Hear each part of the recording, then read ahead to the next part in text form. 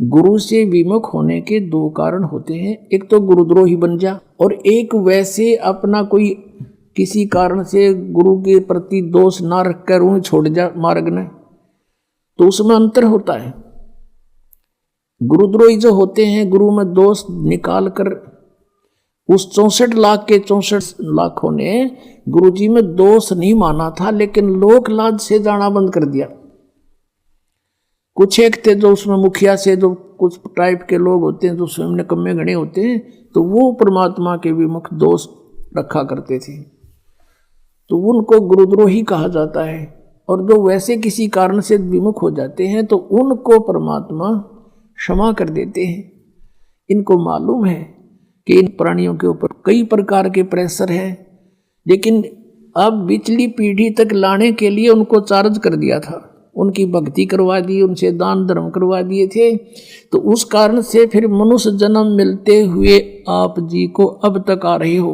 और मनुष्य जीवन से जो आता है प्राणी, और अब भी उसको मनुष्य जीवन प्राप्त है, उसके कर्म भी बहुत अच्छे होते हैं, उसका स्वभाव भी अच्छा होता है, और परमात्मा के बिना वो रह नहीं सकता। तो वो स्थिति आप जी की है। आप कहीं ना कहीं भटक रहे थे भगवान की खोज में, चेक कर रहे थे कुछ भी, वही यहाँ आ रहे हैं।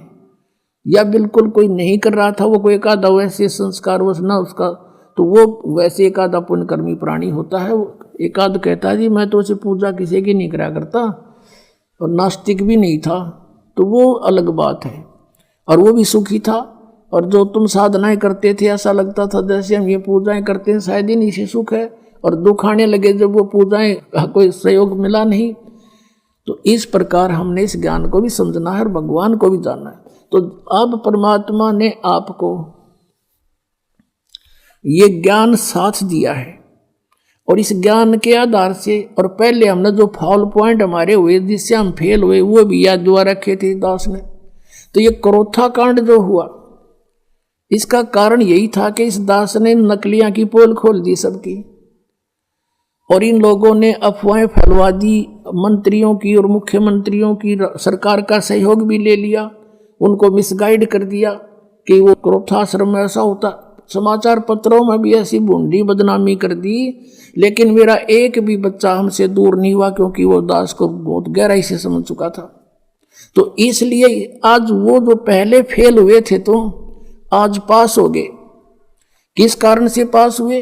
कि आप जी ने परमात्मा को पहचान लिया, आप शिक्षित हैं, वेदों को दिखाया दास ने, गीता जी को दिखाया, पुराणों को दिखाया, अन्य नकलियों के सब आपके सामने इतिहास दिखाए, तो आपको 100% विश्वास हो गया कि कबीर इज गॉड, और हमारे गुरुजी हैं, चाहे कोई कुछ भी कहो।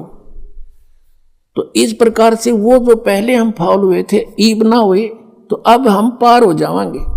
हमने भगवान को पहचान लिया, कबीर परमात्मा को परमात्मा मान लिया, और ऐसे बिना हम आगे चल नहीं सकते थे। ऐसी बेहुदी अफवाहें फैलाई गई थी समाचार पत्रों के माध्यम से, मीडिया के चैनलों के माध्यम से। यदि अब नया भक्त कोई आया हो और उनको देख ले तो आज भी नफरत हो सकती है उसको, लेकिन मेरे साथ जितने भी लाखों की संख्या में थे, एक भी वापस नहीं हुआ, क्योंकि ये बहुत अच्छी तरह समझ चुके थे। दास ने इनको तोते की तरह पढ़ा रखा था, या बैठा बैठा के, जैसे ही बाप के साथ प्रयत्न हो रहा है।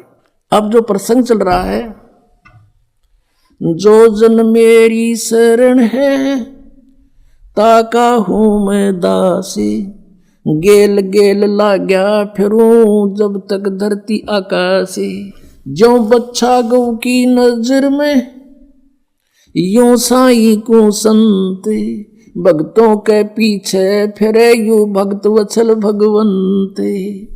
परम पूज्य कबीर परमेश्वर ये भक्त वत्सल भगवान है। अब उन्हीं आत्माओं में से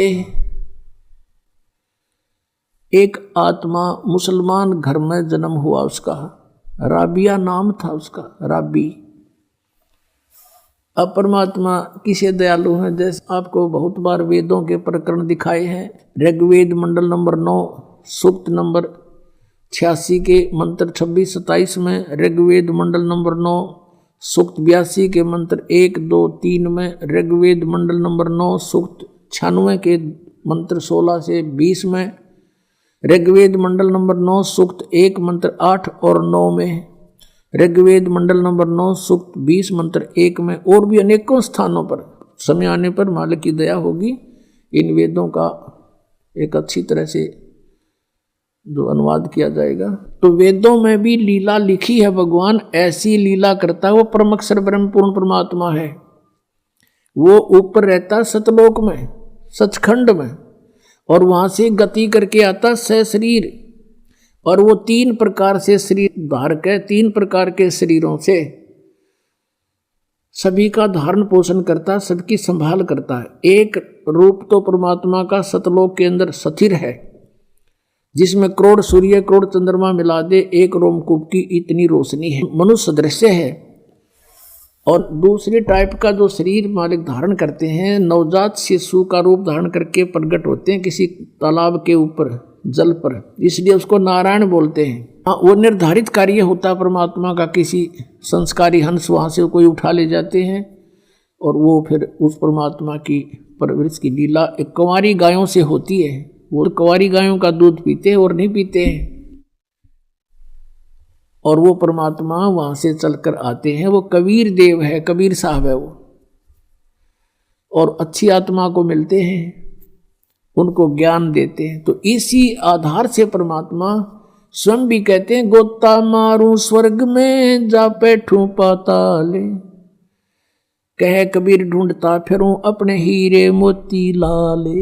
ये खुद भगवान भी कहते हैं। और जिनको परमात्मा मिले वो भी यही बताते हैं, जैसे आदरणीय नानक साहिब जी को मिले बेई नदी पर सचखंड से सतलोक से सतपुरुष आए कबीर देव जी, और उनको बेई नदी से अंतर ध्यान करके सचखंड में लेकर गए, फिर वापस छोड़ा सतलोक से।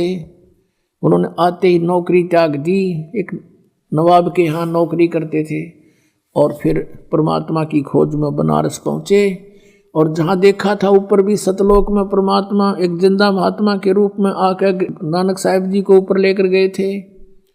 अब उसी रूप में परमात्मा सतलोक के अंदर विराजमान, उसी शकल में और उसी रूप में जुल्हे का काम कर रहे बनारस में, काशी में। वहाँ जब जाकर देखा और सचमुच ये तो वो परमात्मा है जो मुझे सचखंड लेकर गया था, सतलोक में देखा था। तब कहा था, फाई सूरत मलुकी वेश ए ठगवाड़ा ठगी देश खरा सियाणा बहुता बार ये दानक रूप रहा करता रे।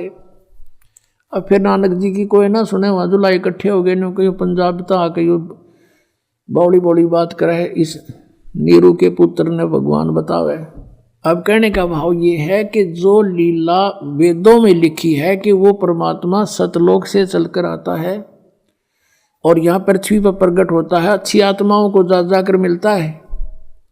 आदरणीय मलुकदास जी को मिले, आदरणीय दादू साहिब जी को मिले, आदरणीय गरीबदास साहिब जी को मिले, आदरणीय घीसा दास साहिब जी को मिले, गांव खेकड़ा जिला मेरठ उत्तर प्रदेश में। आदरणीय गरीबदास साहिब जी को मिले, गांव छुडानी जिला दज्जर हरियाणा में। और गरीबदास जी ने कहा था कि सर्व कला सतगुरु साहिब की हरियाए हरियाणे नू। तुम कहते हो भगवान हमने पाया को नहीं, निराकार है, मैं कह रहा हूँ हरियाए हरियाणे नू। गरीबदास जी कहते हैं मैं कह रहा हूँ हरियाए हरियाणे नू। परमात्मा यहाँ आए थे हमारे पास जब तक हरियाणा बना भी नहीं था, ज्वाइंट पंजाब था, और शब्द बोले गए हरियाए हरियाणे नू। परमात्मा के वचन से ये अलग क्षेत्र हरियाणा बन गया, नहीं तो आज हम इस वाणी को कैसे स्पष्ट करते कि हरियाए हरियाणे नू। तो ये हरियाणा क्षेत्र बना दिया मालिक ने, बनवाना ही था ये। कहते हैं साध वचन पलटे नीचे पलट जा ब्रह्मांड।